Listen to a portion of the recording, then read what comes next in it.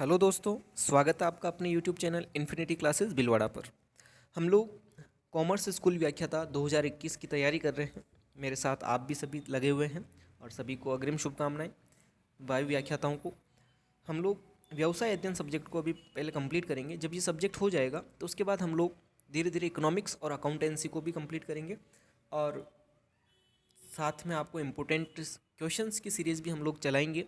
जैसे ये टॉपिक हमारा आज कंप्लीट हो जाएगा, कोशिश करेंगे आपको इस टॉपिक से रिलेटेड एक एमसीक्यूज़ का टेस्ट भी हम लोग लें और एक इससे रिलेटेड जितने भी एमसीक्यूज़ बनते हैं हम लोग कोशिश करेंगे कि उन क्वेश्चंस को हम लोग यहाँ पर आपके साथ डिस्कस करें। चलिए दोस्तों, आज का जो हमारा टॉपिक है मुद्रा बाजार है। चलिए स्टार्ट करते हैं आज की क्लास को। मुद्रा बाजार क्या होता है? तो यह अल्पकालीन अवधि से संबंधित होता है।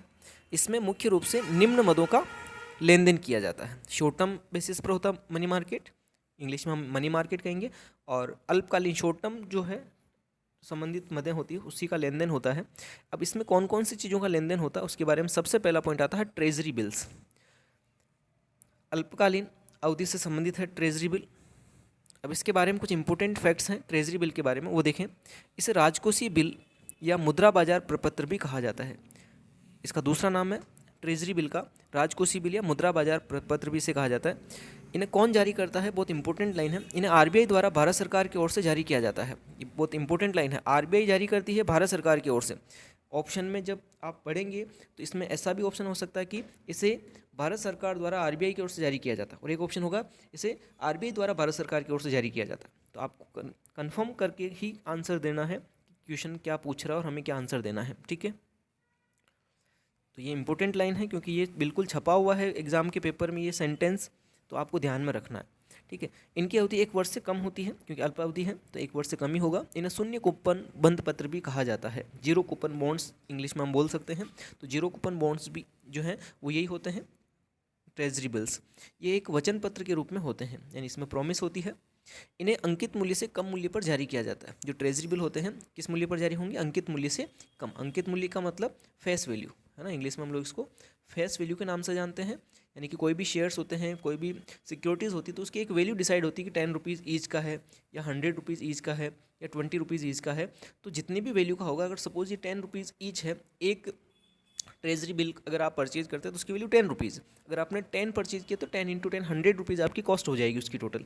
तो लेकिन इनको इनकी कॉस्ट से अंकित मूल्य से कम पर जारी किया जाता है। 10 तो इसकी फेस वैल्यू हो गया, अंकित मूल्य हो गया या नॉमिनल वैल्यू हो गया, और इसको हम लोग जो जारी करेंगे वो सपोज 8 या 9 रुपीज़ पर किया है ना, तो इसको कम वैल्यू पर जारी किया जाता है। उसके बाद नेक्स्ट पॉइंट आता है, ये बिल 25,000 रुपये के न्यूनतम मूल्य तथा इसके गुणक में जारी किए जाते हैं। अच्छा, ये ट्रेजरी बिल जो होंगे 25,000 से स्टार्ट होते हैं और 25,000 के गुणक में, 25 के बाद डायरेक्ट 50,000, 50 के बाद 75, 75 से 1,00,000, इस टाइप से 25,000 के न्यूनतम मूल्य के साथ 25,000 के इसी के गुणक में जारी की जाएंगे। फिर आता है अंकित मूल्य तथा मोचन मूल्य। शोधन मूल्य का अंतर ब्याज या बट्टा कहलाता है। दोस्तों यहाँ पर समझना, मोचन मूल्य जिसको हम लोग शोधन मूल्य भी कह सकते हैं, इंग्लिश में रिडम्पशन वैल्यू कहा जाता है, कि हमने बात करी कि कोई वचन पत्र है जो 10 रुपये का है और बाद में जब वापस उनको पुनर्भुगतान किया जाएगा, क्योंकि इक्विटी शेयर्स के अलावा जितनी भी सिक्योरिटीज़ होती है जनरली वो रिडीमेबल होती है, चाहे वो डिबेंचर्स हो, बॉन्ड्स हो, चाहे प्रेफरेंस शेयर्स हो, उन्हें वापस एक समय अवधि के बाद वापस पेमेंट कर दिया जाता है। आज मेरी कंपनी है और मेरी कंपनी ने अगर कोई भी मार्केट में शेयर इशू किए हैं या डिबेंचर्स बंद पत्र इशू किए हैं, तो इसका मतलब मैंने आज पब्लिक से पैसा लिया है, लेकिन वापस वो पैसा मुझे रिपे करना पड़ेगा। जैसे लोन में लेता हूँ, लोन का रिपेमेंट करना पड़ता है। सिमिलरली जब हम ये वचन पत्र किसी को जारी करते हैं तो एज ए लोन हमारे पास पैसा आया है, ये अल्पावधि लोन होता है या अल्पावधि ऋण होते हैं, तो इनको वापस जब शोधन किया जाएगा तो शोधन इन्हें जो है वो अधिक मूल्य पर किया जाता है। 10 का था, जब इशू किया था तो इशू हमने कितने पे किया? 8 पर किया, और जब रिडीम करेंगे यानी शोधन करेंगे हम लोग रिडीम, तो ऐसी कंडीशन में शोधन जो होगा या तो 10 पर होगा या 10 से भी ज़्यादा पर होगा। तो इनका जो अंतर है डिफरेंस, इसे हम इंटरेस्ट मान लेंगे या इसको डिस्काउंट माना जाता है। इन्हें कोई भी भारतीय खरीद सकता है, ठीक है, इसे कोई भी व्यक्ति खरीद सकता है, जो भारतीय है वो कोई भी खरीद सकता है। ट्रेजरी बिल के बाद अगला आता है वाणिज्यिक पत्र, कमर्शियल पेपर्स या तिजारती जिसे कहा जाता है। यह एक अल्पकालिक आरक्षित वचन पत्र होता है जो बेचान द्वारा हस्तांतरणीय होता है। यह विशाल एवं उधार पात्रता कंपनियों द्वारा अल्पकालीन बाजार दर से कम दर पर निधि उगाहने हेतु जारी किए जाते हैं। इनकी परिपक्वता अवधि 15 दिन से लेकर 1 वर्ष तक होती है ना। इस जारी कौन करती है? तो कंपनियां जारी करती हैं। और अल्पकालीन ऋण जो उन्हें या फंड इकट्ठा करने के लिए, जो कि बाजार दर से कम रेट पर होता है, वो इकट्ठा करने के लिए, उगाने के लिए जारी किए जाते हैं। और इनकी जो मैच्योरिटी डेट होती है, परिपक्वता अवधि जो होगी, वो जनरली 15 दिन से स्टार्ट होकर 1 वर्ष तक हो सकती है। इन्हें भट्टे पर जारी किया जाता है तथा सममूल्य पर शोधित किया जाता है। भट्टे पर जारी करने मतलब 10 का है तो मान लो 8 पर जारी किया, तो 2 रुपये कम पर हमने जारी किया इसको, तो 8 रुपये पर इश्यू हुआ। और जो शोधन किया जाएगा यानी वापस जो पेमेंट किया जाएगा वो सममूल्य पर यानी 10 रुपये पर किया जाएगा। तो इनका जो अंतर है वो क्या हो गया? ब्याज हो गया, जैसे कि हमने वहाँ पर तिजारती ट्रेजरी बिल के अंदर पढ़ा था। इसका मुख्य उद्देश्य अल्पकालिक, मौसमी एवं कार्यशील पूंजी की जरूरतों हेतु निधि उपलब्ध करवाना है। यस, ये पॉइंट इंपॉर्टेंट हो जाता है, स्टार बना लीजिए इस पर, कि इसका मुख्य उद्देश्य क्या है। कमर्शियल पेपर इशू करने के पीछे मुख्य उद्देश्य क्या है कि ये कार्यशील पूंजी की ज़रूरतें पूरी करती है, ठीक है। और मौसमी जो ज़रूरतें होती है, अल्पकालिक, मौसमी एवं कार्यशील पूंजी कि एक समय अवधि विशेष के अंदर जो सीज़न होता है, पीक टाइम होता है, उसमें हमें एक्स्ट्रा कैपिटल की ज़रूरत होती है, तो हम इस तरह से उस एक्स्ट्रा कैपिटल उगा सकते हैं। कंपनियां इसे सेतु वित्तीयता के तौर पर प्रयुक्त करती है। सेतु वित्तीयता क्या होती है? Bridge financing. दोस्तों, सेतु वित्तीयता का मतलब समझना। सेतु वित्तीयता का मतलब ये होता है कि आज जैसे मेरे पास कोई बिज़नेस मैं कर रहा हूँ और उसका भी सीज़न है, लेकिन मेरे पास पैसा नहीं है, तो मैं लोगों से वाणिज्यिक पत्र इशू करके पैसा, सपोज 1 लाख रुपए मैंने इकट्ठे कर लिया, ठीक है। जैसे ही मेरा सीजन होगा, मेरे पास अर्निंग होगी, और उस अर्निंग से मेरे पास इनकम आएगी, और इस इनकम को आने में मेरे पास 3 मंथ का ड्यूरेशन है, ठीक है। तो अभी मेरे पास पैसा चाहिए 1 लाख, लेकिन वो अभी मेरे पास है नहीं, और 3 महीने बाद तो मेरे पास पैसा ही पैसा हो जाएगा, क्योंकि मेरा सीज़न 3 महीने तक चलेगा। तो स्टार्टिंग में मैं क्या करूँगा, 1 लाख रुपए उगाने के लिए मैं व्यापारिक पत्र जारी कर दूंगा, और जब 3 महीने के लिए मैं जारी करूँगा, और 3 महीने बाद मेरा जब बिज़नेस अच्छा चलेगा, क्योंकि सीज़न मुझे पता है बिज़नेस अच्छा चलने वाला है, सीज़न आएगा, तो उस टाइम पर मैंने अच्छा पैसा अर्न कर लिया, तो इस ड्यूरेशन के बीच में जो गैप था, इसको हम बोलते हैं सेतु वित्तीयता। यानी कि जब हमें हमारी इनकम आती है और वर्तमान जो परिस्थिति है, उनके बीच में जो गैप होता है, उसको पूरा करने के लिए हम लोग क्या करते हैं, गवर्नमेंट से लोन लेते हैं, ये वाणिज्यिक पत्र जारी करते हैं। तो इसे इसीलिए कहा जाता है सेतु वित्तीयता। जैसे भवन निर्माण, जब भवन निर्माण किया जाता है तो पैसा नहीं होता लोगों के पास, लेकिन जैसे ही तो उससे हम लोन ले लेते हैं, फिर वापस जब बनता है तो बेच के उनका लोन का रिपेमेंट हो जाता है। सिमिलरली कंपनियों के साथ भी ऐसा होता है कि जब बिजनेस स्टार्ट होता है उस टाइम पर पैसा नहीं होता, तो कमर्शियल पेपर्स जारी कर दिए जाते हैं, और जब पैसा आता है तो वापस उन कमर्शियल पेपर्स को रिडीम कर दिया जाता है। इस वजह से इसको ब्रिज फाइनेंसिंग का नाम दिया जाता है। ओके, कंपनी ऐसे ये हो गया। भवन निर्माण के लिए दीर्घकालीन ऋण उपलब्ध होने तक अल्पकालीन ऋण से कार्य करना सेतु वित्तीयता कहलाता है। कोई बिजनेस, हमने बिल्डिंग बनी, बिल्डिंग के लिए लॉन्ग टर्म लोन चाहिए, लेकिन लॉन्ग टर्म लोन पास होने में थोड़ा सा टाइम लग रहा है, तो हम उसके लिए शॉर्ट टर्म लोन ले लेते हैं। शॉर्ट टर्म लोन लेके हम कंस्ट्रक्शन वर्क स्टार्ट कर देते हैं। जब लॉन्ग टर्म लोन पास हो जाएगा तो जो पैसा आएगा उससे शॉर्ट टर्म लोन का रिपेमेंट कर दिया जाएगा। तो इसे हम सेतु वित्तीयता के रूप में देखते हैं, ठीक है। अगला जो आता है,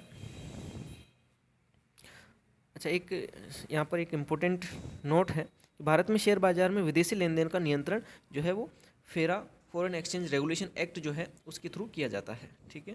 ये आपको ध्यान में रखना है। अगला पॉइंट आता है शीघ्रावधि द्रव्य, शॉर्ट टर्म लाइबिलिटीज़। ये एक अल्पकालीन मांग पर पुनर्भुगतान वित्त है। इसकी परिपक्वता अवधि 1 दिन से लेकर 15 दिन तक होती है। इसका प्रयोग अंतर बैंक अंतरण, इंटर बैंक ट्रांसफ़र हेतु उपयोग किया जाता है। इसके द्वारा नकद कोष अनुपात मेंटेन किया जाता है, और CRR की जो रेट है वो चेंज होती रहती है दोस्तों। अभी प्रेजेंट में ये चेंज हो चुकी है। आप एक बार इसको ज़रूर आप नेट पर जाकर देख लें, क्योंकि मैंने अभी रिसेंटली इसको चेक नहीं किया है। तो अभी वर्तमान में क्या CRR है और SLR है, वो आप एक बार नेट पे जाके इसको करेक्शन करके आप अपने नोट्स में लिख दीजिएगा, ठीक है। क्योंकि मैंने अभी इसको देखा नहीं है, तो क्या पता चेंज तो हुई है, मुझे ये पता कन्फर्म है कि चेंज हुई है, लेकिन कितना है एग्जैक्ट मुझे आइडिया नहीं है। CRR तो आई थिंक 4% ही है, लेकिन SLR चेंज हो गया है, तो ये आप एक बार कंफर्म करके लिखें, ठीक है। तो ये इंटर बैंक ट्रांसफ़र जो होते हैं, एक बैंक से दूसरे बैंक में जो लेन देन चलते रहते हैं, उस लेन देनों को पूरा करने के लिए इस प्रकार के इनका प्रयोग किया जाता है, नकद कोष अनुपात मेंटेन करने के लिए। क्या होता है ये नकद कोष अनुपात? हम इकोनॉमिक्स की क्लास में इसको बहुत डिटेल से मैं समझाने वाला हूँ, वहाँ आप उसको डिटेल से देखेंगे। इस पर चुकाए जाने वाले ब्याज को शीघ्रावधि दर कहा जाता है। इस पर जो भी ब्याज चुकाया जाता है उसे शीघ्रावधि दर कहा जाता है। इन स्रोतों की निधि बैंकों से लिए गए ऋण से सस्ती होती है, और यहाँ से जो हम पैसा लेते हैं वो बैंक से जो ऋण लिया जाएगा उससे थोड़ा सा कम सॉरी उससे थोड़ा मार्केट रेट से या बाजार से रेट से हमें कम रेट पर अवेलेबल हो जाता है। फिर आता है सेविंग सर्टिफिकेट, बचत प्रमाण पत्र, एनएससी जिसको कहा जाता है। बचत प्रमाण पत्र क्या होते हैं? एनएससी नेशनल सेविंग सर्टिफिकेट्स जैसे है, पोस्ट ऑफिस की एक सेविंग स्कीम होती है ये गवर्नमेंट एम्प्लॉयज़ के लिए। यह आरक्षित पराक्रम धारक के रूप में लघुकालिक प्रपत्र हैं जो व्यापारिक बैंकों, वित्तीय संस्थाओं एवं डाकघरों द्वारा जारी किए जाते हैं। ये बचत पत्र तब जारी किए जाते हैं जब बचत दर मंद हो तथा कर्ज के लिए मांग उच्च हो। ये वर्ड आप ध्यान रखना, बचत प्रमाण पत्र क्या है और क्यों जारी किए जाते हैं। ये आरक्षित पराक्रम्य है धारक के रूप में लघुकालिक प्रपत्र हैं जो व्यापारिक बैंकों, वित्तीय संस्थाओं एवं डाकघरों द्वारा जारी किए जाते हैं। पराक्रम्य का मतलब होता है इंस्ट्रूमेंट, एक डॉक्यूमेंट है, इंस्ट्रूमेंट है। और आरक्षित है, ये रिजर्व्ड है, जो कि होल्डर के रूप में एक शॉर्ट टर्म डॉक्यूमेंट है, लघुकालिक प्रपत्र है, जिसे जारी कौन करता है? व्यापारिक बैंक भी करते हैं, वित्तीय संस्थाएं भी करते हैं और डाकघर भी करते हैं। और ये बचत पत्र जारी कब किए जाते हैं? तो जब बचत दर मंद हो, यानी कि लोग कम पैसा बचा रहे हैं और बाजार में लोन लेने के लिए ज़्यादा मांग हो, कर्ज की मांग जो है वो ज़्यादा है, तो गवर्नमेंट ये स्कीम या कमर्शियल बैंक्स हैं या फाइनेंशियल इंस्टीट्यूशंस हैं या पोस्ट ऑफिस हैं, इस प्रकार की स्कीम से लोगों की सेविंग को मोटिवेट करती है ताकि उनको लोग ज़्यादा से ज़्यादा सेव करें और मार्केट में उस सेविंग से जो लोन है वो प्रोवाइड किया जा सकता हो। यह लघु अवधि के लिए भारी मात्रा में द्रव्य संचालित करने में सहायक है। अल्प काल के लिए अगर भारी मात्रा में अपन को द्रव्य या फंड की जरूरत होती है तो इसके द्वारा हम उगा सकते हैं। बचत दर कम हो तथा ऋण लेने की दर ज़्यादा हो तब बचत पत्र जारी किया जाता है। ये बिल्कुल अपन ऊपर देखा था। इस पर ब्याज दर 8.5% है तथा इस पर टीडीएस नहीं लगता है। अभी इसकी रेट भी चेंज हो चुकी होगी दोस्तों, आप एक बार इसको भी एनएससी पर सेविंग की जो रेट है वो लगभग 8.5 से आसपास ही होगी या उससे कम हो गई होगी। तो ये भी आप एक बार कंफर्म कर लेना, क्योंकि ये कंफर्म नहीं है तो आप एक बार इसको कंफर्म करके नेट से चेक करके फिर लिखें। और एक चीज़ आपको ध्यान रखनी, इस पर किसी प्रकार का कोई TDS tax deducted at source नहीं लगता है। आयकर अधिनियम की धारा 80C के तहत अधिकतम 1.5 लाख रुपए तक की आय पर छूट दी गई है, यानी इसके अंदर जो इनकम आएगी उस पर मैक्सिमम 1,50,000 रुपये तक की इनकम पर कोई टैक्स नहीं लगेगा। उससे ऊपर अगर इनकम आती है तो उस पर टैक्स लगेगा। इसकी अवधि अधिकतम 5 वर्ष तक हो सकती है, मैक्सिमम 5 ईयर्स के लिए जारी किया जा सकता है। इन्हें कोई ट्रस्ट या एचयूएफ के सदस्य क्रय नहीं कर सकते। हाँ, ये इंपॉर्टेंट लाइन है। इसे कौन नहीं खरीद सकता? बाकी सब मेंबर्स खरीद सकते हैं, ऑर्गेनाइजेशन खरीद सकता है, लेकिन कोई ट्रस्ट है जैसे चैरिटेबल ट्रस्ट हो गया, कोई एनजीओ हो गया, वो नहीं खरीद पाएगा। और एचयूएफ की जो भी मेंबर्स होंगे हिंदू अनडिवाइडेड फैमिली के, उससे नहीं खरीद पाएंगे। ठीक है, ये न्यूनतम 100 रुपये या उसके गुणक में ही जारी होते हैं। मिनिमम 100 रुपये, 100 के गुणक में 100, 200, 300, 400, 500, 1000, इस टाइप से 10,000, लाख, इस टाइप के गुणक में जारी होते हैं। अब आते हैं वाणिज्यिक बिल। हमने इससे पहले जो पढ़ा था वाणिज्यिक प्रपत्र था वो, और वाणिज्यिक बिल अलग हैं। वाणिज्यिक प्रपत्र एक इंस्ट्रूमेंट था, जबकि ये एक ट्रांसफरेबल इंस्ट्रूमेंट है जो कि पराक्रम्य साध्य विलेख अधिनियम 1881 के द्वारा शासित होते हैं, जिनकी अवधि अधिकतम 90 दिन की होती है। आपने बिल्स रिसीवेबल, बिल्स पेएबल नाम सुना होगा, प्राप्य विपत्र और देय विपत्र जो हम लोग अकाउंट्स में पढ़ते हैं, वो वाणिज्यिक बिल कहलाते हैं। ये सामान्यतः व्यापार में उधार बिक्री को वित्तीयन उपलब्ध कराने हेतु जारी किए जाते हैं, है ना। 90 दिन इसकी मैक्सिमम ड्यूरेशन होगा, और ये जो बाजार में उधारी होती है उस उधारी को वित्त करने के लिए या फाइनेंस करने के लिए इन्हें जारी किया जाता है। वाणिज्यिक बिल को बेचान किया जा सकता है तथा बैंक से भुनाया भी जा सकता है। आप लोगों ने पढ़ा भी होगा, जितने भी कमर्शियल बिल होते हैं, बिल्स रिसीवेबल और बिल्स पेएबल, एक पर्सन के लिए बिल्स रिसीवेबल होता है तो दूसरे के लिए वो बिल्स पेएबल होता है, तो इसे हम बैंक से डिस्काउंट भी करवा सकते हैं और बेचान भी कर सकते हैं, एंडोर्स कर सकते हैं। ये भी अकाउंट्स में डिटेल में टॉपिक, वहाँ हम लोग कवर करेंगे।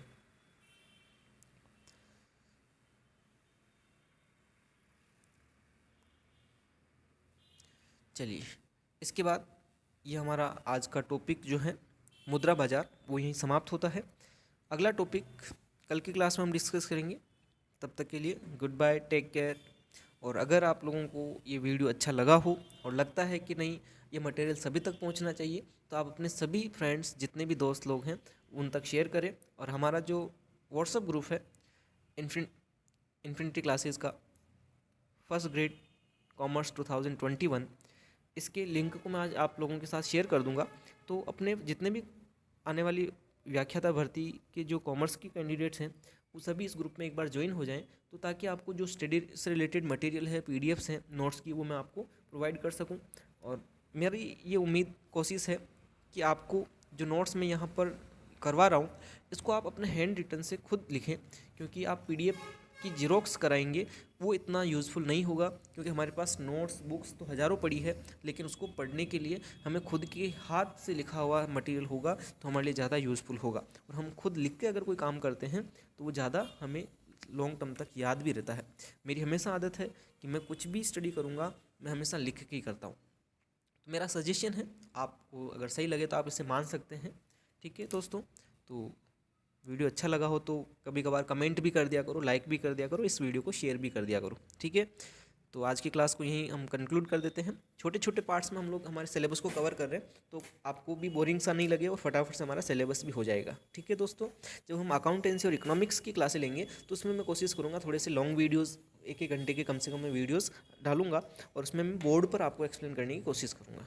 ठीक है दोस्तों, गुड बाय, टेक केयर, जय हिंद, जय भारत।